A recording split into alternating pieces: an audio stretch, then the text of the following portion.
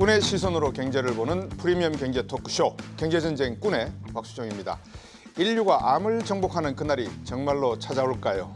미국 바이든 행정부가 25년 내에 암 사망률을 현재 절반 수준으로 줄인다는 그 목표로 캔서 문샷, 이 암을 탐험하다 이런 프로젝트를 추진 중입니다. 이 프로젝트에 참여하는 K바이오 기업들이 속속 늘어나면서 투자자들의 관심도 높아지고 있습니다. 또 내일인 9일부터는 싱가포르에서 세계 폐암학회도 열립니다.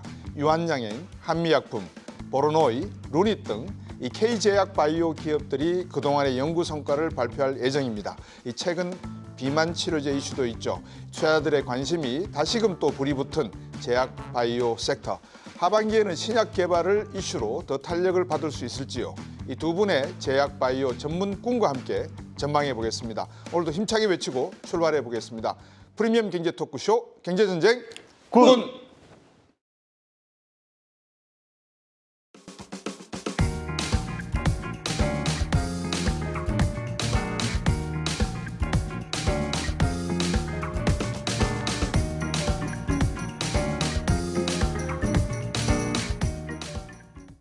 네, 최근 들어서 투심이 뜨거워지고 있는 시장, 바로 제약바이오가 아닐까 싶습니다. 이 폭발적인 인기를 끌고 있는 비만 치료제, 위고비 이슈도 있고요. 최근에는 이 캔서 문샷이라는 미국 암 정복 프로젝트에도 관심이 모이고 있다 말씀을 드렸습니다.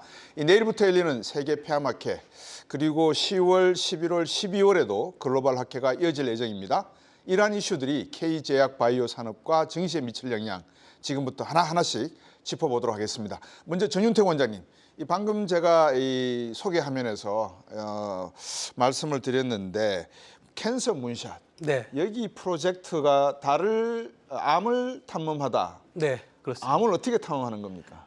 이게 문샷 하면은 이게 용어가 그 1960년대 이제 미국과 이제 구소련과의 우주 개발 경쟁이 있지 않습니까? 이게 이제 위기 의식을 느끼고 케네디 대통령이 이게 천체 망원경을 개발할 것이 아니라 직접 달을 탐사를 해라.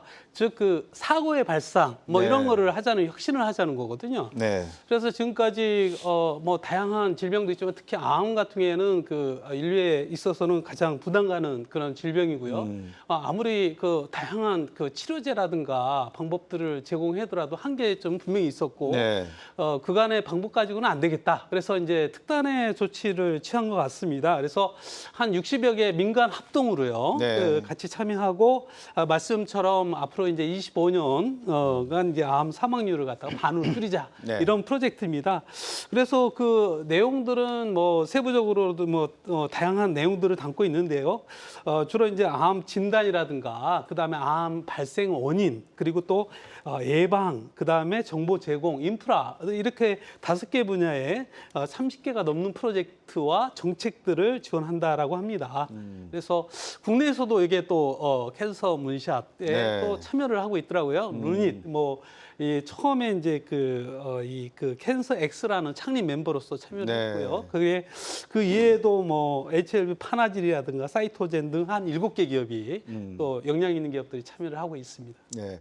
말씀 주셨지만 근래 들어서는 2010년부터 이 암을 발견할 수 있는 어떤 그 기술을 빨리 개발하자라는 게 목표이면서 협력을 또 강조하고 맞습니다. 그다음에 이 데이터, 암 관련된 데이터를 많은 기업들이 공유할 수 있도록 그런 내용을 가지고 진행되어 오다가 바이든 대통령이 들어서면서 22년 말씀 주신 대로 방금 캔서 문샷이라고 해서 25년 이내에 사망률을 반으로 줄이겠다. 맞습니다. 그리고 또 하나가 말씀 주신 대로 이 암 환자들에 대한 그 뭐라 그럴까요? 삶의 질을 조금 높이자 이런 뜻에서 말씀 주신 대로 유한양행이나 우리 기업들도 참여를 하고 있는데 이진 대표님 어떻습니까? 눈이를 비롯해서 우리나라 기업들도 참여를 하는데 앞으로 제약 바이오 쪽에 우리가 주식 시장도 그렇고 좀 관심을 가져도 될 만합니까? 어떻습니까? 네, 지금 이번에 참여한 업체들의 면면을 보면은 대부분 우리나라 업체들 중에서는 진단 업체들이 많이 참여를 하고 있고요.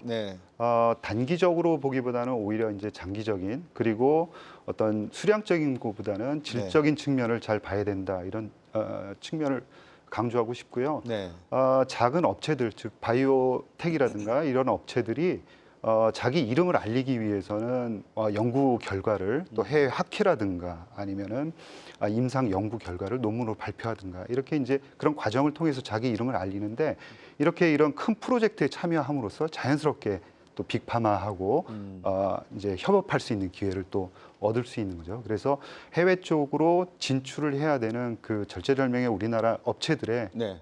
그런 필요성이 있는데 그 필요성을 한꺼번에 이제 거머쥘 수 있는 그런 네트워크 형성이 가장 중요하다 이런 측면이고요. 네. 일단은 기술력을 어느 정도 참여함으로써 인정을 받았다 이런 측면하고 아까 말씀드린 네트워크 그 다음에 또 나중에 이제 그 자금이라든가 이런 쪽에 지원을 받을 수 있는 여러 가지 측면에서 장기적으로 봐야 된다라고 생각을 하고 있습니다. 네, 이쯤에서 좀 미리 제가 좀 성급하게 질문을 드려보면 두 분 중에서 편한 분이 답을 주셔도 됩니다. 우리나라는 의학의 시스템이 프리코셔너리 그래서 예방의학 중심으로 가고 있지 않습니까? 그러니까 암을 조기 발견해서 치료하는 방식으로 가고 있고 미국 같은 곳에서는 이 조기 발견보다는 발견하고 난 다음에 치료가 들어가는 그래서 방금 말씀 주신 백신 개발이라든지 사전에 암을 치료할 수 있는 기술 개발은 우리나라가 조금 더 많은 빅데이터를 가질 수 있다. 그러면 우리나라에 대한 그런 빅데이터, 예방의학 차원에서의 빅데이터를 선진 미국이나 이런 유럽 기업들이 요구할 수도 필요로 할 수도 있을 것 같은데 그럼 빅데이터 산업에도 조금 우리가 관심을 갖고 있습니까? 어떻습니까? 뭐 말씀처럼 예. 의료 빅데이터 굉장히 중요하고요. 그리고 또 미국도 이제 전 세계 그 패러다임 자체가 이제 그 전에 이제 치료 중심에서 예방 중심으로 넘어가고 있고 거기에 이제 어떤 의료비 절감이라든가 이 측면에서도 굉장히 중요한 이슈인 것 같습니다. 그래서 네. 그런 의료 빅데이터 같은 경우에는 정부에서도 이렇게 굉장히 최근에 이제 공단에서도 그 자료를 풀겠다. 그리고 그런 부분에 이제 민간과 같이 공유를 하겠다 이런 얘기가 있습니다. 그래서 그런 부분과 함께 미국도 이미 이제 그런 부분에 대해서 이번에 이 코로나19 때 네. 그 초고속 백신 작전에서도 실적으로 그 의력을 발휘했습니다. 그래서 그런 임상이라든가 이런 부분에 그런 빅데이터, 의료 빅데이터를 활용을 해서 임상 기간을 대폭 축소를 하고 그리고 또 그 어떤 임상에 대한 효과를 개선할 수 있도록 그렇게 체계를 마련해서 그렇게 어떤 성과를 만들어냈거든요. 네. 그래서 아주 중요한 이슈인 것 같습니다. 예, 오늘 월스트리트 저널에도 보니까는 마이크로소프트가 AI를 이용해서 암에 대한 종류 진단을 능력을 네. 높이겠다 이런 뉴스도 나와서 제가 좀 성급하게 여쭤봤습니다. 그건 그렇고 일단 내일부터 13일까지 네. 폐암학회 열리지 않습니까? 그렇습니다. 요즘은 암 치료제 개발도 중요하지만 사전에 예방 차원에서 놓고 보면 백신 개발에도 많은 관심을 갖고 계시는 것 같아요. 네. 우리나라 K제약 바이오 이 백신 분야는 또 어떻습니까? 기술력이라든지. 이게 이제 암은 이제 기존에 이제 치료 중심에서 치료제는 굉장히 앞서 나가는데 이제 소위 암 백신 쪽에도 이제 상당히 그 길이 열리고 있습니다. 그래서 그런데 이제 그 암 백신이라는 부분은 이제 크게 두 가지 분류를 할 수가 있어요. 그 예방적인 백신 개발 그리고 또 치료 목적의 백신 개발 이렇게 두 가지 차원에서 접근을 하고 있는데 예방은 우리가 이제 너무나도 우리 잘 알고 있는 가다실, 자궁경부암 이 부분은 이제 일반인을 대상으로 이제 네. 그 자궁경부암을 예방할 수 있게끔 만들고 이제 치료제가 요즘 굉장히 주목을 받는데 이 치료제 치료 백신 같은 경우에는 이제 소위 면역 항암제와 같은 시스템으로 면역에 대한 강화를 시키면서 치료 효과와 또 예방까지도 같이 할 수 있는 그런 것들이 개발되고 있습니다. 지금 현재 이제 FDA에서 2010년에 프리스티지라고 이제 항암제가 이제 허가가 됐지만 네. 판매는 굉장히 부진한 상태예요. 그렇지만 앞으로 굉장히 많은 프로젝트들이 진행이 되고 있고 그리고 또 색종이라든가 다양한 항암 그 암종에 있어서 이제 허가가 되지 않을까 뭐 이렇게 예측들을 하고 있습니다. 네, 이혜진 네. 대표님. 지금 말씀 정윤택 원장님이 말씀을 주셨는데 폐암, 네. 췌장암 네. 상당히 생존율이 낮게 지금 이루어지고 있는 거 아니겠습니까? 그래서 백신 개발이 네. 무엇보다도 중요한 암 분야인 것 같아요. 네. 이런 백신 개발에 있어서도 방금 사망률이나 치사율이라 해야 되나요? 네. 그런 거에 비해서 이렇게 개발이 되고 있습니까? 아니면 어떻습니까 지금? 지금 주로 이제 가장 크게 이제 시장이 형성돼 있는 게 이제 폐암이라든가 유방암 이런 쪽이 가장 큰 시장이 형성되고 있고요. 예. 지금 이제 암 백신과 관련해서 지금 말씀을 해주셨는데 네. 기존에 이제 기성 치료제냐 아니면은 맞춤형 치료제냐라는 측면에서 이 암백신은 대단히 중요하다 이렇게 이제 볼 수 있는데요. 기존에 있는 그 치료 그 암이라 그러면은 그냥 똑같은 암이라 그래도 환자마다 암의 특성이라든가 이런 환경이 전체 다른 거죠. 네. 그러다 보니까 같은 좋은 치료제라 하더라도 환자별로 치료 효과가 다 다릅니다. 즉 반응률이라는 게 치료 효과가 다 낮을 수밖에 없는 거죠. 네. 다 환경이 다르니까. 그래서 이 얘기는 뭐냐면은 개인 환자별로 치료를 해야 되는데 그게 기존에 있는 치료제들로 범용 치료제들로는 잘 안 듣는다. 그러면 어떻게 해야 되냐? 환자 맞춤형으로 해야 되고 그 답을 이제 그 암백신 치료용 암백신으로 해결을 한다 이런 의미거든요. 우리도 이제 그 코로나19를 이제 그 겪으면서 백신을 미리 맞아서 네. 걸리지 않게끔 하는데 이것도 같은 원리인 거죠. 네. 그래서 이제 치료용 암 백신이라 그러면 암이 걸렸을 때 그 네. 환자에 맞는 이제 신항원 환자의 암 조직에 있는 신항원 그 네. 사람만이 가지고 있는 항원을 뽑아서 그걸 메신저 RNA 최근에는 이제 우리 메신저 RNA라는 모달리티를 이제 그 간단하게 만들 수 있고 네. 생산도 간편하기 때문에 많이 활용하는데 이렇게 그 메신저 RNA로 우리 몸속에 집어넣으면은 자연스럽게 그게 항원을 만들게 됩니다. 그래서 네. 우리 면역 세포로 하여금 내 몸에 있는 암세포에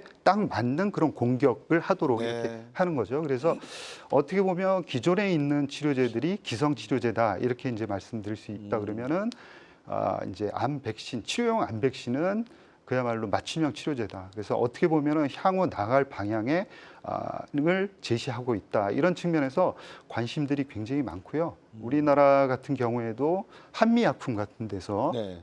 이제 임상은 아니고 아직 비임상에서 비소세포 폐암을 대상으로 해서 치료 효과를 일단은 확인을 했거든요. 그래서 네. 앞으로 임상이라든가 이런 거를 확인을 해야 되겠고요.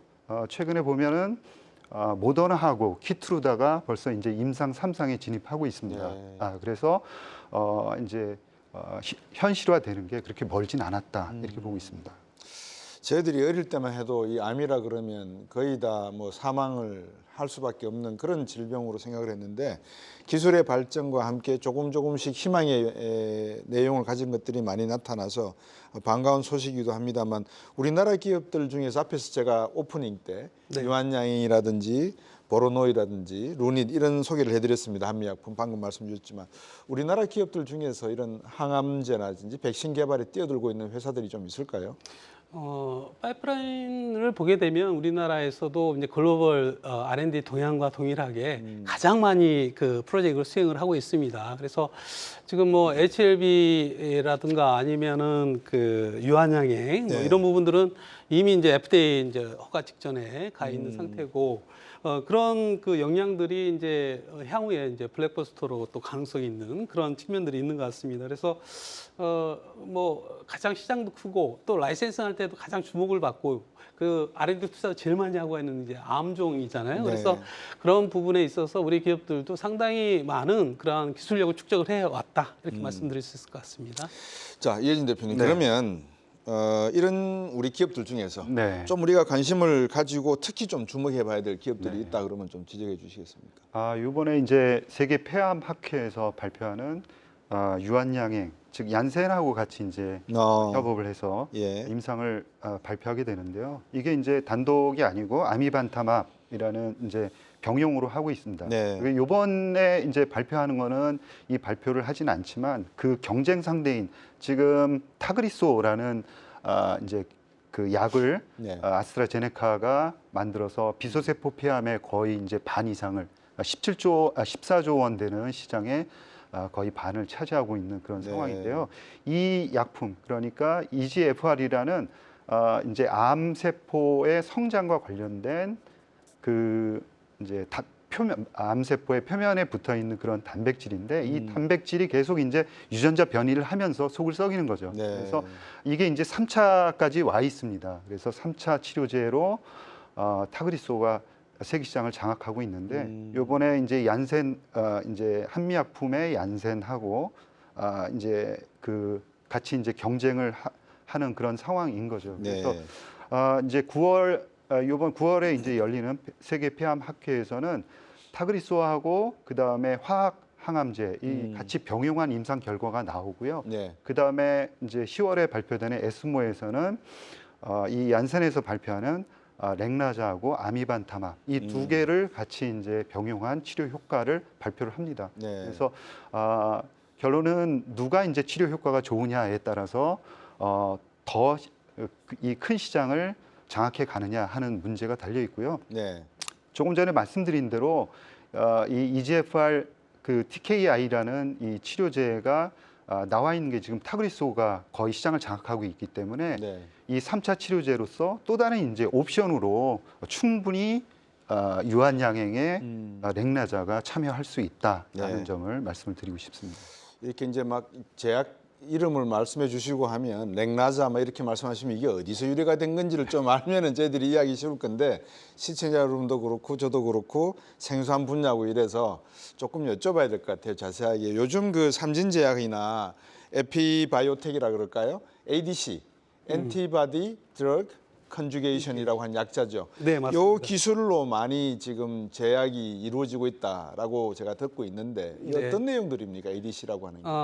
소위 항체랑 네. 그 항체 치료제에다가 이제 기존에 있는 항암제 그를 갖다 접합을 시켰다, 네. 약물 접합을 시켰다, 뭐 이런 부분입니다. 그러면 뭐 기존에 이제 항암제라든가 이런 부분에서 많이 이제 개발되고 이제 출시된 품목들이 다양한데 네. 이런 걸 어떻게 하면은 좀 더 선택적으로 암종에 그 접근을 해서 또 그게 투여량을 아주 최소로 해서 이 부작용, 정상세포도 같이 파괴를 하지 않습니까? 네, 그렇죠. 그러니까 독성이 있을 테니까 그 약물의 그 함량을 어떻게 좀 낮출까? 뭐 이런 게 굉장히 중요한 이슈거든요. 네. 그래서 그런 부분들을 두 개 이렇게 접목을 시켜서 소위 표적 항암제, 셀렉티브하게 이렇게 부작용을 최소화하고 함량을 낮춰서 이제 환자 암 치료를 할 수 있는 그런 플랫폼이다 이렇게 볼 수 있을 것 같아요. 그래서 네. 지금 현재 미국 FDA에서 자료를 보니까 지금 ADC 치료제가 13건이 이제 품목이 허가됐고 네. 예. 지금 이제 글로벌리 볼 때도 한 800개 정도가 예. 임상 중에 있더라고요. 그리고 이 시장 자체도 굉장히 주목받고 있어서 지금 현재 한 60억 불 정도의 시장 규모인데 매년 한 22% 정도 신장을 해가지고 앞으로 한 5년 후에는 거의 뭐 130억 불 정도 뭐 시장이 형성될 것이다 이렇게 이제 예측들을 하고 있더라고요. 네. 그래서 뭐 이런 부분이 이제 어떻게 보면 우리 국내에도 역량 있는 기업들이 굉장히 많고 그리고 또 그걸 또 개발을 하고 있는데 근데 이제 ADC 분야가 이제 이렇게 많이 허가되고 이제 또 임상 중에 있지만은 또 한계점은 지금 현재는 뭐 헐트라든가 특정 타겟에만 그렇게 국한돼 있거든요. 그래서 네. 앞으로도 뭐 그 항체를 어떻게 바꿀 건가, 그 다음에 그 링커 연결해주는 링커를 어떻게 또 기술적으로 변화를 시킬 것인가, 그 다음에 또 그 약물을 또 어떤 거를 또 같이 접목을 할 것인가. 그래서 굉장히 이제 지금까지는 뭐 이런 부분에 이제 많은 그 노력들과 함께 다양한 분야에서 하지만은 앞으로 할 것들이 굉장히 무궁무진하게 많다. 뭐 이런 측면에서 우리가 이 플랫폼을 좀 주목할 필요성이 있지 않을까 이렇게 생각합니다. 예. 말씀 주신 대로 지금 네. 저희들이 이 플랫폼 이야기를 하고 있는데 네. 문득 이 생각이 들어요. 예를 들면 ADC 같은 경우에 일본의 다이치 샹교가 네. 6년 연속 지금 세계 최고의 네. 어떤 뭐 제약사다 네. 이런 이야기들이 나오면 결국 기술이 나오는 게 공정기술, 항체와 면역 약물 간의 결합을 시키는 데 있어서 정교한 공정 기술이 있어야 될 네. 것이고 예. 또 거기에 필요한 인력 자원, 네. 인적 자원도 있어야 될 것이고, 그러니까 저희들이 그거를 조금 이렇게 열외로 두고 좀 이 말씀을 나누는데 네. 일본 같은 경우에는 상당히 정교하면서 세밀한 공정 기계들이 많이 있을 것 같거든요. 네. 그런 게 기반이 우리나라에도 어느 정도 돼 있는지 아니면 모든 걸 다 수입해 와야 되는지 그것도 좀 궁금하기도 지금 하고요. 말씀하신 대로 이제 화학 분야가 일본에서 상당히 이제 발전을 했고 네. 그런 성과들이 이 ADC에도 나타났다 이렇게 볼 수 있고요. 우리나라에도 그렇게 이제 연구 개발을 해 나가는 기업들이 다수 이제 생기고 있습니다. 근데 이 ADC가 각광받는 원인에 대해서 한 가지 이제 첨언을 드리면 네. 지금 아무리 좋은 약물을 만들더라도 타겟에 보낼 수 있는 그런 전달체 기술이 굉장히 부족한 상황입니다. 그래서 우리나라 업체들 중에서 만약에 전달체를 약물을 마음 놓고 타겟에 보낼 수 있는 기술을 가지고 있다 그러면 네. 정말 어마어마하게 시가총액이 나갈 것 같은데요. 지금 ADC가 각광을 받는 이유 중에 하나는 이 항체라는 놈은 항원을 반드시 쫓아갑니다. 그렇겠죠. 그렇죠. A라는 항원을 찾아서 A-라는 항체는 무조건 싸우려고 들어오죠. 갑니다. 그래서 A가 B를 쫓아갈 일은 없거든요. 그래서 이게 전달체로서의 역할을 하는구나라고 최근에 이제 재발견을 한 거고요. 이 뒤에다가 찾아가는 이 항체에다가 뭐 뒤에다가 약물을 다 붙일 수가 있습니다. 예를 들어서 siRNA든 이런 약물들을 붙여서 전달하는 그런 기술들이 재발견되고 있다 네. 이렇게 봐야 되고요. 우리나라 업체들 중에서는 아까 말씀 주신 대로 화학 분야에 굉장히 강점을 가져야지 이 링커 기술을 개발을 할 수 있고 그 다음에 정확하게 그 암세포 환경에서 그 약물이 터지도록 그렇겠네요. 그렇게 설계를 해야 되지 않습니까? 예. 네, 그래서 그런 화학적인 기술을 가지고 있는 레고캠 바이오 같은 경우가 이 콘주올이라는 기술을 가지고 이제 세계에 하고 이제 견줄 수 있는 그 정도의 네. 이제 경쟁력을 아직 이제 임상을 진행하고 있는 상황이지만 보여주고 있다라는 거고요. 약물을 적게 사용하면서도 치료 효과는 비슷하게 가져가면서 이제 부작용도 제한적으로 나올 수 있는 그래서 어느 정도 경쟁력, 세계적인 경쟁력을 갖추고 있다. 지금 이렇게 볼 수가 있겠습니다. 그렇군요. 이 레고캠 바이오 방금 말씀을 주시고 좀 화면에도 나왔습니다만 정말 우리가 보통 이렇게 알약을 삼켜도 코팅이 어떤 기술을 가지고 있냐에 따라서 안에 들어가서 터지는 속도와 시간에 네, 따라서 그렇습니다. 효과가 발생하지 않습니까? 그러면 항체가 뒤따라가는 SRC에 따라가는 모든 제약품들이 그런 코팅 기술이라든지 터지는 시차 이런 것들을 다 예민하게 가져가야 되겠네요. 맞습니다. 그러면 자 이제 제가 또 한 가지 궁금한 게 에론 머스크 이야기를 안 할 수가 없습니다. 제 방송을 시청하는 시청자분들께서도 가끔 가다 저보고 그래요. 뱃살 터진다. 옷이 작으면 막 낑기거든요. 어떨 네, 때. 맞습니다. 저도 뱃살 문제가 있습니다. 근데 에론 머스크가 살이 많이 빠졌어요. 네. 위고비를 복용을 했다는 이야기가 예, 나오거든요. 예. 어떻습니까? 이 비만 치료제 이게 원래는 당뇨 치료제였다면서요. 네, 맞습니다. 모든 병의 근원은 비만에서부터 온다. 뭐 이런 얘기가 있지 않습니까? 네. 사실 뭐 만성 질환에 또 따라올 수 있는 부분이 바로 이제 당뇨고요. 그런 부분들이 이제 그 치료제들이 보면 이제 당뇨약에서 이제 비만 치료제 이렇게 개발되고 있는데 지금 보면은 시장 자체도 지금 네. 현재 2030년 정도면 1,000조 원 정도의 한 1,000억 불 정도의 시장을 형성한다 이렇게 얘기를 하고 있습니다. 특히 이제 중국이 미국 다음으로 가장 큰 그 시장을 형성을 하고 있는데요. 중국도 이제 리포트로 보면 만성 질환이 굉장히 늘어나면서 그 50% 이상이 비만으로 확대되고 있다 이렇게 얘기를 하고 있습니다. 그래서 굉장히 중국도 그렇고 뭐 모든 나라들이 그렇게 비만과의 전쟁 이렇게 해도 과언이 아닌 것 같습니다. 말씀처럼 좀 새로운 비만 치료제 패러다임을 바꿨던 거는 기존에는 뭐 어떤 향정신성 그런 약물 중심으로 비만 치료제가 이루어졌거든요. 그러다가 2014년에 노보노데스크가 미국에서 이제 그 소위 GLP-1이라는 인슐린 분비 호르몬, 촉진 호르몬이거든요. 그 네. 유도체인 싹센다를 갖다가 이제 허가를 받고 예. 그 이후에 2021년 말씀하신 것처럼 위고비를 출시하면서 뭐 비만 치료제 강자가 되었고요.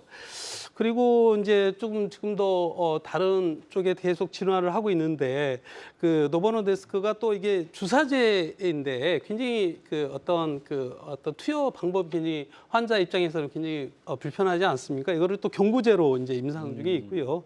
특히 이제 주목을 받을 부분이 바로 닐리가 네. 기존에 있는 그 당뇨 치료제인 당뇨 치료제를 갖다가 이제 그 비만 치료 마운자로 뭐 이 그 약물이 굉장히 주목을 받고 있습니다. 그래서 그 약물로 인해서 소위 그 지금까지 전 세계 이제 시총 1위가 잔슨앤존슨이었는데 네. 그 닐리가 일약 1위로 부상을 했고요. 그다음에 노보노디스크도 이제 세계 2위로 이게 비만 치료제가 그만큼 어떤 그 기업에 대한 가치에 상당히 영향을 미치는구나 다시 한번 좀 볼 수 있는 계기가 된 것 같습니다. 그래서 그래서 네. 앞으로도 이제 이 비만 치료제 뭐 이런 부분에 있어서는 상당히 좀 주목을 해야 되지 않을까. 특히 그 기존에 이제 약물들이 이제 그 당뇨에서 이렇게 하니까 이제 또 당뇨 시장도 어마어마하게 크거든요. 그래서 그렇죠. 두 마리 토끼를 잡을 수 있는 방법이지 않을까 이렇게 생각합니다. 말씀을 쭉 들으면서 정리를 해본 결과 이혜진 네. 대표님, 지금 제약을 하나 예를 들어서 비만 치료제라고 개발을 했는데 이것이 주사를 하거나 아니면 투여를 하다 보니까 네. 심혈관 관계되는 네. 혈관 질환도 좀 치료를 하고 네. 또 비만 치료도 하고 네. 당뇨 치료도 하고 모든 만병통치약의 기능을 우연찮게 가지고 있더라. 네. 그러다 보니까 이 방금 소개해 주신 노르디스크 같은 경우에는 네. 덴마크 회사인데 네. 1923년부터 역사 속에서 지금과 같은 이 호황기가 없이 네. 세계 시총 방금 1위의 그래프를 보여줬지 않습니까? 네. 이렇게 간다 그러면 앞으로 세계 제약사의 이 시장 점유율 쟁탈전은 네. 그러니까 영어로 표현하면 와이드 오픈, 완전히 열려 있다 이렇게 봐도 되겠네요. 그러면. 네. 그 특징 중에 하나는 노보노디스크하고 일라이 릴리는 향후에 계속적으로 실적이 올라가면서 네. 약간의 이제 노이즈도 생기긴 하겠지만은 우상향을 계속 할 수밖에 없습니다. 왜냐하면 열려 있는 시장에서 거의 지금 위고비의 그 특허 만료 시기가 네. 2032년이거든요. 네. 그러니까 미국에서 2032년이고 다른 나라에서 이제 2031년이라 10년 남았네요. 예, 10년 정도가 남은 상황입니다. 그래서 지속적으로 성장을 할 것이다라는 거고요. 과거 보면 아까 원장님께서 말씀해 주셨지만은 지금 일라이 릴리의 그 성장성이 상당히 놀랍습니다. 거의 네. 뭐 5년 동안에 주가가 매년 한 배씩 올랐다 이렇게 봐야 되고요. 뭐 노보노디스크도 마찬가지로 최근 5년 동안 한 300% 약간 못 미치게 이제 성장을 했습니다. 그러니까 다른 업체들이 열심히 암과 싸우는 전쟁을 하고 있는 동안 네. 소리 소문 없이 이 그 비만 치료제로 거의 시총을 일라이 릴리 같은 경우에는 물론 이제 존슨앤존스가 분사한 그 영향도 있지만 1등으로 올라왔다 이렇게 봐야 될 것 같고요. 네. 그리고 이제 가장 중요한 거는 치료 효과입니다. 감량 효과가 위고비 같은 경우에는 16% 정도, 그 다음에 마운자로 같은 경우에는 22% 1년 반 정도 치료를 하면 이제 감량이 된다. 이런 이제 성과를 갖고 하는데요. 우리나라 업체들도 이런 그 위고비라든가 이 일라이 릴리의 흐름 네. 에 쫓아가려고 굉장히 노력을 하고 있는 상황이고요. 네. 그래서 대표적으로 한미약품 같은 경우에는 지금 같은 GLP-1 계열입니다. 네. 그걸 가지고 10월부터 임상 3상에 이제 들어갈 예정이고요. 네. 또 한 가지는 요거는 조금 더 다른 약물인데 GLP-1하고 네. 또 다른 그 수용체를 자극하는 두 곳을 자극하는 약물을 가지고 요거를 이제 기술 이전을 했습니다. 머크한테 미국 머크한테 했고요. 지금 임상 2B상을 하고 있는데 재미있는 거는 이 임상이 위고비를 이제 대상 약으로 해서 임상이 진행이 되고 있습니다. 그래서 관심을 많이 갖고 있는 상황이다 이렇게 볼 수 있고 또 위고비가 일주일에 한 번씩 그 주사제로 치료를 하고 있는 상황이거든요. 네. 그래서 우리나라 업체들 그 펩트론 같은 업체는 2달에 한 번씩 격월 1회 주사하는 그런 제형을 네. 최근에 이제 연구 개발하고 있고 기술 수출과 관련해서 이제 이야기가 나오고 있고요. 네. 또 뭐 올릭스 같은 회사도 이 위고비하고 또 지금 내시 치료제로 개발하던 그런 약물을 같이 병용해서 했더니 위고비보다 치료 효과가 한 10% 정도 조금 더 나오면서 원래 이제 위고비 같은 약물을 끊으면은 요요 현상이 생깁니다. 그렇겠죠. 그런데 이 약물은 이제 요요 현상을 조금 더 줄여줄 수 있다. 이런 쪽으로 합니다. 그러니까 제가 드리고 싶은 말씀은 우리나라 업체들도 이런 위고비라든가 마운자로 같은 큰 그 대형 블록버스터에 네. 이제 같이 이제 편승해서 성장할 수 있는 그런 전략적인 연구 개발을 지금 실시를 하고 있다 이렇게 봐야 될 것 같고요. 네. 오늘 아침 뉴스 보니까 지금 이 GLP-1이라는 이 약물이 치매하고도 네. 연관이 있고 그다음에 약물 중독도 치료할 가능성이 있다라는 그 초기 연구 결과를 가지고 대학에서 이제 임상을 진행하겠다 이런 얘기를 하고 있습니다. 그래서 거의 말씀하신 대로 만병통치약 그런 요새 취급을 받고 있고요. 예. 관심을 모으고 있습니다. 진시황의 이야기를 들으면 깜짝 놀랄 것 같아요. 제가 보기에. 그 말씀 주신 GLP-1이나 이런 신약 계통의 약품을 지금 우리가 삭센다라든지 또 오젬픽 이런 데다 이제 저희들이 사용을 하고 있는데 삭센다 물질 특허가 이제 올해 만료된다는 말씀을 주셨고요. 조만간에 휴미라이에서 이제 블록버스터급 이런 신약들도 특허가 만료가 되면 이제 바이오시밀러도 우리나라가 상당히 강한 한 분야 아니겠습니까? 네. 우리나라 기업들의 준비는 어느 정도 되어 있습니까, 이 부분은? 지금 삭센다 같은 경우에는 뭐 이제 위고비 때문에 이제 대체되긴 하지만 어쨌든 지금 시장 1위고 거의 당뇨랑 이제 비만 치료 합쳐가지고 네. 전 세계 한 10조 정도의 시장을 오, 형성을 하고 있거든요. 그래서 이제 국내 같은 경우에는 이 삭센다의 성분을 그 대원적인 라파스 같은 경우에는 이제 마이크로 니들을 통해 가지고 이제 주사제에서 패치형으로 이렇게 이 투여 경로를 변경하는 그런 네. 연구를 하고 있고요, 개발을 하고 있고 그에 이제 바이오시밀러로 해서 개발하는 데가 한국 BNC, 펜젠, 그 다음에 삼천랑 제약 뭐 이런 회사들이 이제 바이오시밀러를 개발 중인데 네. 아직은 좀 초기 단계다 이렇게 얘기를 하고 있습니다.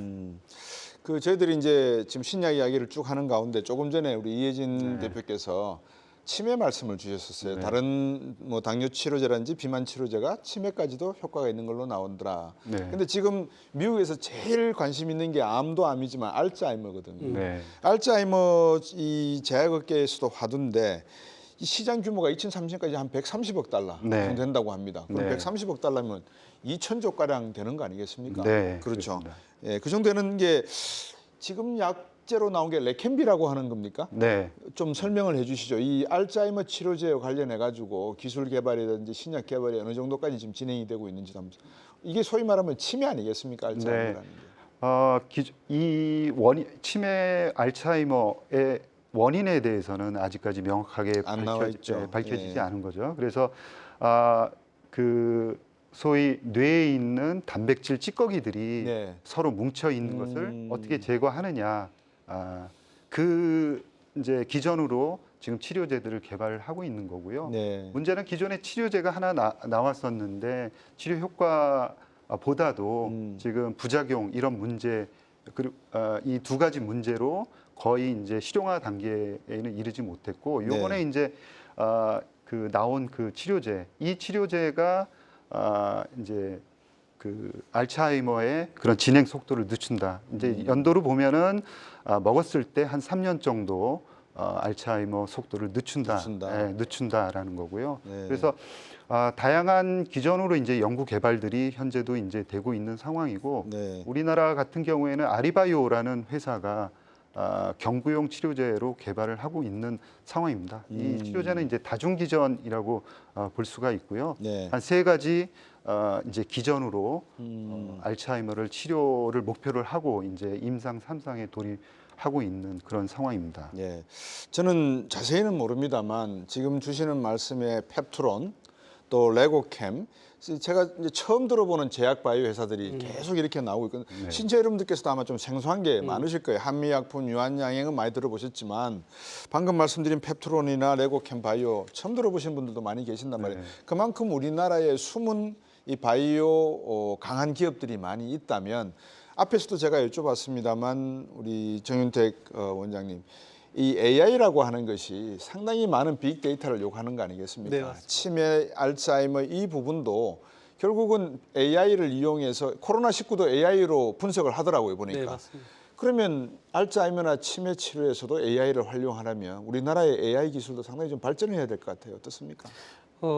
앞으로 갈 방향이고요. 뭐 이러한 제약 바이오에서 가장 문제가 이제 시장 개발에서 장기간 시간이 많이 걸리지 않습니까? 네. 그거는 곧 많은 데이터를 생성을 해야 되고 안전성과 유효성을 이제 검증하기 위한 그러한 투자가 이루어져야 되는데 그런 부분들을 어떻게 하면 획기적으로 기간을 단축하고 네. 기존에 있는 데이터를 활용을 해서 그 개발에 그런 부분에 있어서 입증을 할 것인가 이게 굉장히 관건인 것 같습니다. 네.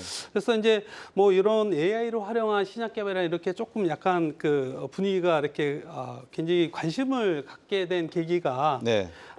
인 실리코 메디시나는 그런 회사가 신약 후보 물질을 보통 4-5년 정도 걸리거든요. 후보 물질을 네. 개발하는데. 그런데 이 기술을 접목을 했더니 45일 만에 그 신약 후보 물질을 개발을 했더라. 뭐 이렇게 하면서 굉장히 그때서부터 많은 집중과 관심, 앞으로 신약 개발에 있어서 새로운 어떤 패러다임을 제시하지 않을까, 뭐 이런 분위기에 굉장히 다양한 분야에 이제 접목을 하고 있는 것 같습니다. 네. 특히 국내에서 보면은 루닛이라든가 오늘 이름 많이 나오는데요. 네. 그다음에 뷰노, 그다음에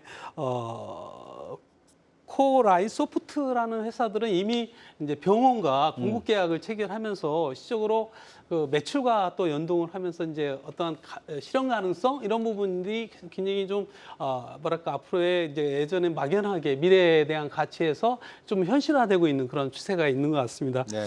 이제 다만 이제 IBM 왓슨 헬스케어가 가장 먼저 이런 쪽에 이제 응용을 해 왔었는데 최근에 이제 그 IBM에서 왓슨 헬스케어 사업부를 갖다 매각을 했습니다. 뭐 이 부분에 있어서는 뭐 어쨌든 간에 굉장히 또 어려운 분야이기도 한 것 같고요. 예. 그래서 그런 걸 봐서는 어쨌든 뭐 이렇게 조금 약간 뭐 앞으로도 뭐 많은 검토와 그다음에 노력들이 필요하겠지만은 또 이런 그 IBM 사례를 보게 되면은 또 한편으로는 조금 부수적인 시각이 있을 수도 있을 것 같습니다. 그렇지만은 모두 전문가들이라든가 이쪽 분야에 있는 사람들은 앞으로 이러한 그 AI를 활용한 또는 이제 빅데이터를 활용한 이런 부분들이 의료나 아니면은 신약 개발에 굉장히 어떤 패러다임을 변화시키고 주목을 받을 것이다. 이거는 누구도 부인하지 못하는 것 같습니다. 저희들이 지금 말씀 나누는 게 제약 회사의 어떤 제약품을 이야기하고 있지만 네. 사실은 그 인프라라고 할까요? 데이터 센터가 있어야 되고 개인 정보에 대한 보호 조치에 대한 정책이 있어야 되고 그것을 양성할 수 있는 기술을 가지고 있는 인재를 양성을 해야 되고 공정 기술을 개발할 수 있는 엔지니어링 기술을 가지고 있어야 되고 이런 모든 것들이 함께 어우러져야지만 대한민국의 물리학과, 화학과, 생물학이 발전을 하면서 제약 산업이 앞으로 나갈 거 아니겠습니까? 그러면 그거를 전제로 해놓고 우리가 현재 부족한 부분에 대해서 정부도 그렇고 투자를 해야 된다는 필요성을 느끼고 있을 것 같아요. 정부가 여기에 대한 투자 계획에 대해서 밝힌 바도 있죠. 지금 우리 AI 쪽 지금 말씀 주셨었는데 이 AI 쪽에 그 투자를 하기 위해서는 정부의 지원이라든가 이런 걸 하기 위해서는 자금이란 측면 이런 지원보다는 오히려 정보의 공유라든가 활용 가능성 이런 쪽이 대단히 중요하다고 생각을 합니다. 초반에도 말씀이 나왔지만은 암이라든 가장 중요한 게 예를 들어서 암 치료라고 한다 그러면 맞춤형 암 치료를 해야 되는데 그런 환자들에 대한 그런 데이터들 이런 빅데이터들을 함께 모으는 통합형 AI의 그 필요성이 제기가 되고 있는 상황이거든요. 이걸 하기 위해서는 데이터들을 모아주는 그리고 활용할 수 있도록 허가해주는 그런 조치들이 필요하다 이렇게 보고 있고요. 그런 쪽으로 굉장히 적극적으로 협조를 해준다 그러면 우리나라의 분야 그 AI 분야가 상당히 이제 발전하고 그리고 세계적으로 리드할 수 있는 그런 가능성을 상당히 많이 보여주고 있다라는 거고요.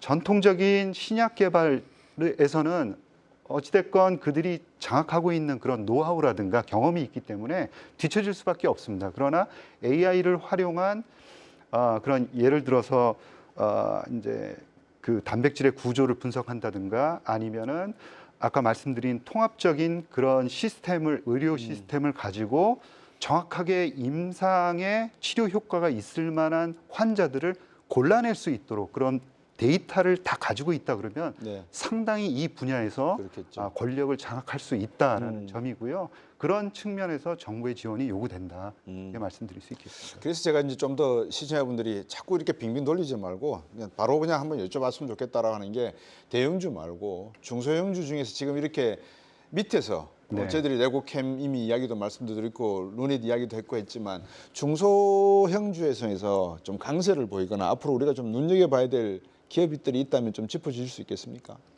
지금 뭐 오늘 나왔던 그런 업체들이 주요하다. 한 개 업체만이 끌고 갈 수 있는 것은 아니라고 생각을 하고요. 다양한 모달리티, 기전들로 세계적인 경쟁력을 가지고 있는 업체들이 분명히 있고요. 아까 말씀드린 대로 레고캠 바이오라든가 이런 루닛 같은 경우, 루닛은 다른 업체들보다도 우리가 이제 주목해야 될 점은 글로벌 시장에서 빠르게 이제 그 시장을 넓혀가고 있다는 점이고요. 지금 한 2,500개 이상의 그런 의료기관에서 이 영상 진단 보조기기를 사용할 수 있을 정도로 상당히 폭발적으로 이제 매출액이 증가하고 있다는 점이고요. 중요한 것은 우리나라에 한정돼서는 안 된다라는 거고요. 결국에는 아무리 그 좋은 평가를 받는다 하더라도 반드시 해외 매출로서 평가를 받아야만 한다라는 점이고, 그런 점에 있어서 아까 이제 레고캠 바이오라든가 루닛 같은 경우에는 그런 자질들을 충분히 갖추고 있다 이렇게 보고 있습니다. 시청자 여러분들, 저희들이 2006년인가요? 한미 FTA 협상을 할 때 4개 선결 요건이 있었습니다. 그때 4개 선결 요건을 보시면 지금 모두 다 관심받는 종목들입니다. 자동차, 배기가스니까 전기차로 이어졌고요. 영화 산업은 K-팝, 문화 사업으로 이어지고 있고요. 그때 이 제약 바이오, 시밀러 관계에 대해서도 우리에게 미국이 선결 요건을 제시를 했었습니다. 이제 그러다 보니까 이 가장 중요한 게 뭐 항암 치료제를 개발하고 알츠하이머 치료제를 개발하고 다 좋은데 문제는 일반화될 수 있겠느냐. 의료보험 체계에서 과연 약가가 우리가 충분히 소화할 수 있는 약가가 되느냐. 안 되면은 바이오 시밀러 쪽으로 가야 되는데 특허가 10년 이상 가버리면 이것도 힘들지 않겠습니까? 그렇습니다. 지금 IRA 협상 안에 10개 품목이 들어가 있다고 제가 들었거든요. 이 부분에 대해서 정윤택 원장님 한번 짚어주시죠. 기본적으로 저기 그 바이오시밀러 같은 경우에는 이제 기존의 항체 약품 굉장히 고가이지 않습니까? 그래서 이제 그 셀트리온이 2013년에 유럽에서 램시마로 세계 최초로 항체 쪽에 이제 바이오시밀러를 이제 허가를 받으면서 소위 바이오시밀러라는 것은 이제 뭐 저 글로벌리 볼 때 우리가 퍼스트 무브 역할을 했고, 그 이에 후속적으로 이제 삼성바이오로직스가 또 어떤 가치를 또 성공적으로 또 만들어냈고 하면서 뭐 공이 이제 글로벌화 볼 때는 이제 바이오시밀러가 그 어쨌든 우리가 이제 선두권에 있다. 물론 이제 최근에 이제 암젠이라든가 닐리라든가 이런 그 뭐 혁신 기업들도 바이오시밀러를 개발을 하고 있거든요. 그런데 그런 측면에서 좀 약간 과열스러운 부분도 있지만 그래도 우리가 갖고 있는 강점은 이 또 인지도라는 것은 무시를 못한다. 보통 이제 바이오시밀러가 이제 오리지널에 비해서 뭐 80% 내지 60%대 이렇게 가격을 형성하면서 이렇게 대체를 할 수 있는, 그래서 결국에는 이제 국가적인 측면에서는 재정을 갖다가 안정화시킬 수 있는 그런 측면들이 있는 것 같아요. 그래서 미국에서도 이제 그런 측면들을 좀 고려를 할 수밖에 없는 거고, 그거를 또 우대하고 그걸 또 촉진할 수 있는 방안들을 분명하게 이제 제시하고 그걸 끌어갈 것이다. 뭐 이렇게 판단할 수 있을 것 같습니다. 제 개인적인 생각입니다만 이런 바이오 메디신 같은 메디컬 같은 경우 쪽은 기업이 성장하는 방법 중에 여러 가지가 있습니다. 투자를 많이 받아서 에론 머스크처럼 뭐 스페이스 X라든지 이런 큰 사업을 진행하는 것도 있지만 안 될 경우에는 인수합병을 해서 작은 기업들이 뭉쳐서 덩치를 키우는 방법도 있거든요. 그런데 지금 우리나라에서는 셀트리온이 빅셀트리온, 이거는 어떻게 보면 다른 회사와의 인수합병이 아니고 자체 가지고 있던 그 계열사들이라 할까요? 독립된 회사를 인수하는 합병하는 형태란 말입니다. 앞으로 제약 바이오 계열에서도 인수합병 전략이 좀 많이 나와야 되지 않겠나는 생각이 듭니다. 네, 말씀하신 대로 우리나라가 약한 부분이 이제 인수합병 쪽이다 이렇게 말씀드릴 수 있고요. 지금 가장 그 우리나라 바이오 산업이 이제 성장하는데 걸림돌이 인수합병을 해줄 만한 아주 대형 회사들이 없다는 거예요. 즉 빅파마가 없다는 거죠. 그러다 보니까 낙수 효과가 없다라는 이제 지적들을 많이 받습니다. 지금 셀트리온 말씀하셨는데 지금 다 합쳐도 매출액이 한 3조 7천억 정도 되거든요. 이거를 이제 12조 정도까지 끌어올리겠다 이런 목표이기 때문에 아무래도 M&A라든가 이런 쪽이 들어가지 않으면은 현실적으로 어렵겠다라는 점이고요. 또 뭐 셀트리온뿐만이 아니라 지금 삼성 바이오로직스 같은 경우에도 한쪽에서 더 대형 회사가 되기 위해서는 신약 부분이 굉장히 중요할 수밖에 없는데 삼성 같은 경우에는 바이오시밀러라는 어떻게 보면은 CMO 즉 이제 수주를 받아서 약을 생산해 주는 공장이기 때문에 또 신약을 같이 이제 연구 개발하기엔 굉장히 어려운 측면이 있거든요. 그래서 고객하고의 그런 그 이제 접촉이라든가 이런 그렇죠. 것들이 있습니다. 따라서 좀 어려움들이 있지만 상당 부분 우리나라에서도 이 이제 M&A가 일어날 수 있는 그런 환경들 이런 것들이 조성이 되어야 되지 않나 싶고요. 미국 같은 경우에는 빅파마 같은 경우에는 거의 그 자기가 가지고 있는 기술의 지금 현재 한 60%를 외부에서 조달합니다. 네. 그러니까 이거는 그냥 해도 되고 안 해도 되는 M&A가 아니라 생존을 위한 필수다 이렇게 볼 수밖에는 없거든요. 네. 그러니까 최근에 그 FTC에서 그 이제 그 암젠의 암젠하고 호라이전의 호라이즌. 그 인수합병을 반대했을 때 모두 네. 다 놀랬고 네. 당황한 거죠. 앞으로 성장을 어떻게 하냐 이렇게 막아대면 그랬던 것처럼 우리나라의 그 제약 바이오 업계에서도 이 M&A라는 것을 해도 되고 안 해도 되는 그런 옵션이 아니라 반드시 해야 되는 그런 전략이다 이런 각오로 이제 할 필요가 있다 이렇게 네. 생각해 봅니다. 방금 이 대표께서 말씀 주셨는데 월스트저널에서 암젠하고 호라이즌하고의 그 세라퓨틱 호라이즌하고의 그 인수합병 문제를 반대하다가 최근에는 철회를 해버렸어요. 네. 사실 인수합병의 가장 큰 걸림돌은 독과점 문제거든요. 맞습니다. 네. 근데 이제 독과점 문제보다도 지금 기술 발전, 선점이 우선이다라고 생각을 한 것 같은데 어떻습니까? 우리 기업에게 어떤 영향을 좀 미칠까요? 어떻게 보십니까? 이 부분은? 글쎄요, 미국은 이제 미국 우리나라의 공정거래위원회이지 않습니까? 그래서 그런 그 반독점적인 소위 안티트러스트와 같은 네. 그런 개념에서 부당한 시장을 갖다가 결혼하고 지배하는 거를 반대하는 거거든요. 그런데 사회자님께서 말씀하신 것처럼 거기에 혁신이라는 그런 거가 또 고려가 되니까 네. 이제 그런 부분이 실질적으로 이제 다시 철회를 했다라고 볼 수가 있는데.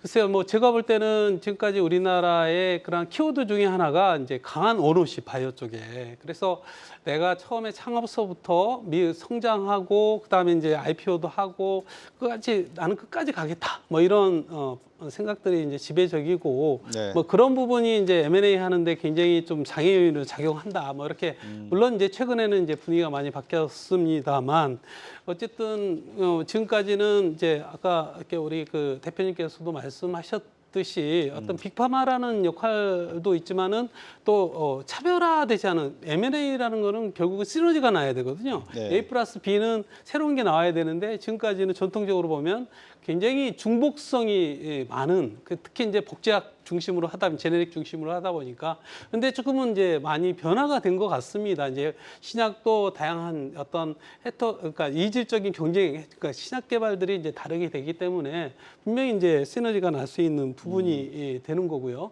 그래서 지금 유동성이 풍부했다가 지금 굉장히 어려운 그런 상황이지 않습니까? 그래서 네. SK라든가 LG 같은 경우에는 아예 그런 M&A를 추진하기 위한 또는 신약 파이프라인을 확보하기 위한 그런 그 팀도 구성을 하면서 아주 적극적으로 노력을 하고 있거든요. 그래서 앞으로 우리 기업들이 어떠한 그 하나의 기업으로서 성장하는 것도 중요하지만 그보다도 이렇게 다양한 혁신적인 그러한 그 활동들 이걸 바탕으로 우리가 좀 고민하는 것도 또 새로운 어떤 기업의 가치를 창출하는 데 중요할 수 있지 않을까 이렇게 생각합니다.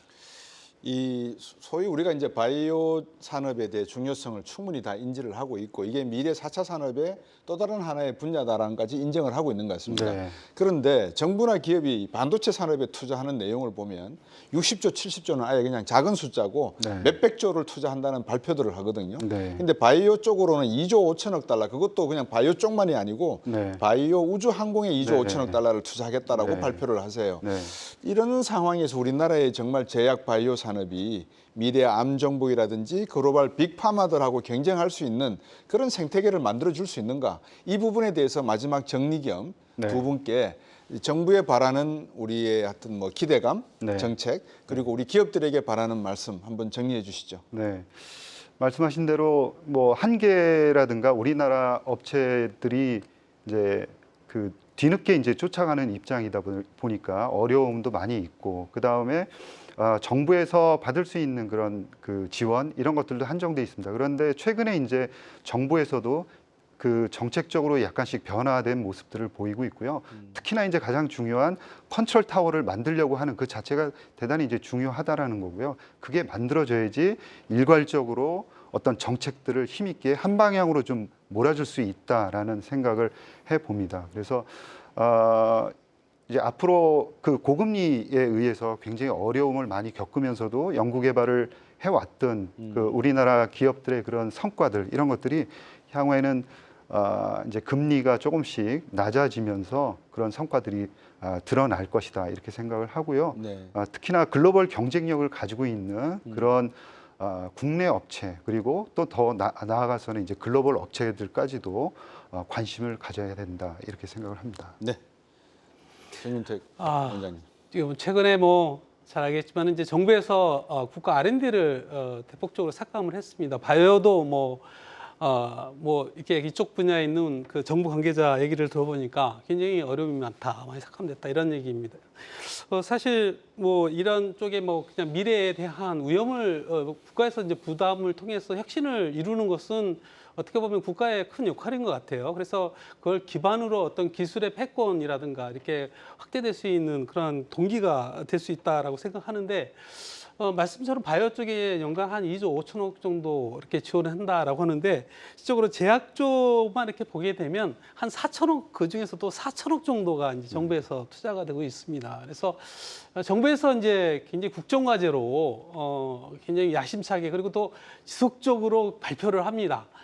그럼에도 불구하고 실적으로 이제 기업들이 체감하고 느끼는 그런 수준들은 굉장히 낮은 그런 상태입니다. 분명히 이제 갭이 있다는 것이죠. 그래서 뭐 이런 맥락에서 볼 때 이제 미국의 그 나파라고 이제 소위 국방 쪽에 그렇죠. 굉장히 세상을 바꾼 큰 프로젝트 지금도 뭐 했고 그게 이제 초고속 백신 작전도 거기에서 나왔던 부분이거든요. 이제 그런 부분들을 바이든 행정부에서는 또 이제 그 아르파라는 그러한 혁신의 그런 어떤 조직 체계라든가 지원 체계를 접목을 시켜서 출범을 시켰습니다. 그래서 정부에서도 국정과제로 이제 한국형 아르파를 지원을 하겠다라고 얘기를 했습니다. 그런데 지금까지 이제 쭉 진행 사항들을 대략적으로 보니까 사실 아르파의 가장 핵심은 R&D 지원 체계를 획기적으로 바꾸는 거거든요. 그래서 그런 현장 중심 뭐 이런 부분이 굉장히 가미되고 조직 체계도 갖춰야 되는데 이제 그런 부분이 이제 좀 빠져 있어 좀 안타깝습니다. 그래서 그런 것들을 좀 보완하고 또 마지막으로 이제 메가 펀드 뭐 이런 것도 같이 빨리 조기에 집행이 돼야 된다 이렇게 말씀드립니다. 그렇죠. 영화 오펜하이머를 보면은 미리 준비한다는 게 어떤 의미인지는 알 것 같습니다. 오늘도 이 귀한 말씀 나눠주신 두 분께 진심으로 감사드립니다. 감사합니다. 감사합니다. 네, 이 전 세계 제약 시장 규모 여러분 얼마쯤 될까요? 2021년 현재 1조 4,200억 달러 규모입니다. 우리나라 GDP 수준하고 맞먹습니다. 글로벌 반도체 시장의 약 2.7배에 달하는 규모죠. 이 글로벌 제약 바이오 산업에서 우위를 차지하는 것이 얼마나 중요한 것인지 단적으로 보여주는 수치 아닐까 싶습니다. 우리 정부도 K제약 바이오 산업을 제2의 반도체라 부르면서 글로벌 6대 제약 강국으로 도약한다는 목표 아래 다양한 정책과 지원책 내놓고 있습니다. 이러한 정부 당국의 노력이 K제약 바이오 기업들의 치열한 노력과 시너지 효과를 발휘해서 한국 경제 미래를 이끌어갈 차세대 성장 동력으로 확고히 자리매김하기를 바라봅니다. 저희는 다음 주 금요일 오후 5시 30분에 다시 돌아오겠습니다. 지금까지 시청해 주신 여러분 고맙습니다.